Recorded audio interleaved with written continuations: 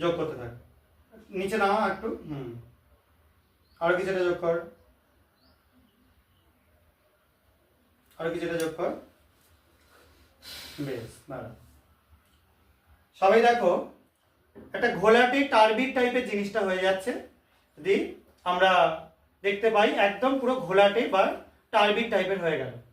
এটা যে কারণের জন্য হলো, এখানে তৈরি হলো, এটা যেহেতু ছিল সালফিউরিক অ্যাসিডের সলিউশন, তার মধ্যে আমরা দিলাম বেরিয়াম ক্লোরাইড সলিউশন, এটা দেওয়ার জন্য বেরিয়াম সালফেট BaSO4 তৈরি হলো।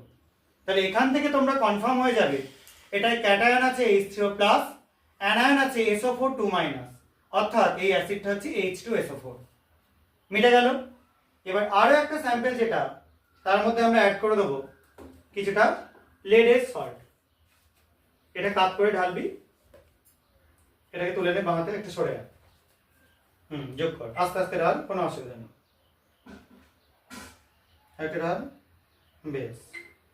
দেখো এটা আরো ডেনসিভ সাদা মিল্কি হোয়াইট তৈরি হচ্ছে, এটা লেড সালফেট তৈরি হয়ে গেছে, ঠিক আছে, লেড ক্লোরাইড PbCl2 তৈরি হয়ে গেছে, যার জন্য এরকম মিল্কি হোয়াইট কালারেশনটা তোমরা দেখতে পাচ্ছ।